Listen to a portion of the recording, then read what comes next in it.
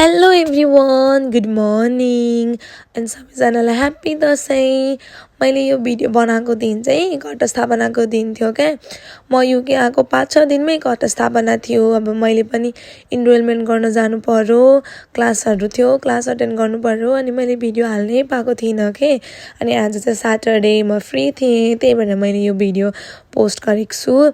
अनि फेरि म युके आएको 5-6 दिनमै घटस्थापना रहेछ। मैले त बिर्सिसकेको थिएँ भने, अनि यहाँ पो दादाहरूले भन्नुभयो मलाई। अब नेपालमा आउँदा सबै मम्मीले गर्नुहुन्थ्यो, जमरा रोप्नेदेखि लिएर सबै थोक। म केही पनि गर्दिनँ थिएँ, मसँग त नलेजै थिएन भने कसरी रोप्नुपर्छ जमरा, के गर्नुपर्छ जमरा रोप्दा भनेर। अनि त्यही भएर राति नै हामीले चाहिँ कसरी जमरा रोप्ने, के गर्ने भनेर हेरिसकेको थियौँ। अनि दादाहरूले सामान लिएर आउनुभएको रहेछ, मलाई त थाहा पनि थिएन। अनि त्यही भएर चाहिँ भोलिपल्ट उठेर म बिहान नुहाइधुवाइ गरेर अनि अब अलिअलि स्किन केयर पनि गर्दैछु क्या। म गर्दिनँ थिएँ पहिला। हेर्नु न अहिले कति धेरै दाग आएको छ पिम्पलको। मलाई यो पिम्पलको दाग कसरी जान्छ मलाई भनिदिनु ल प्लिज, कसैलाई नलेज छ भने। म जान्छ कि भनेर स्किन केयर चाहिँ गर्दैछु, पहिला चाहिँ गर्दिनँ थिएँ। फेरि मेरो स्किन ड्राई के, त्यही भएर कति धेरै क्रिम लगाउँछु म, सनस्क्रिन पनि त्यति नै धेरै लगाउँछु। प्लिज कसैले प्लिज भनिदिनु न कसरी जान्छ यो पिम्पलको दाग, अनि पिम्पल कसरी आउँदैन भनेर। अनि म चाहिँ रेडी भएँ स्किन केयर गरेर, अनि म लागेँ ब्याकयार्डतिर। अनि कोइन्सिडेन्टली हामीसँग चाहिँ यहाँनिर माटोको भाँडा पनि रहेछ जमरा रोप्ने।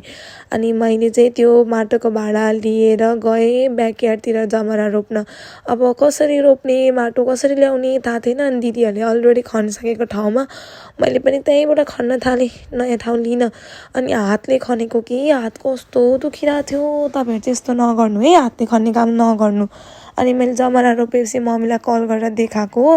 मैले जमरा रोपेँ मम्मी भनेर। मम्मी त के भन्नुहुन्छ, एउटामा जमरा रोप्नु हुँदैन, 2टामा जमरा रोप्नुपर्छ भन्नुभयो। फेरि गएँ माटो खन्न, अघि हात दुखेको थियो नि त, त्यही भएर अहिले त काँटा चम्चा लिएर गएर खन्न थालेँ मजाले। अनि ढुङ्गासुङ्गा छानेँ, ढुङ्गा पऱ्यो भने राम्रोसँग फल्दैन भन्नुभएको थियो। आफूलाई नआउनु पनि केही छैन, धन्न मम्मीलाई फोन गरेछु।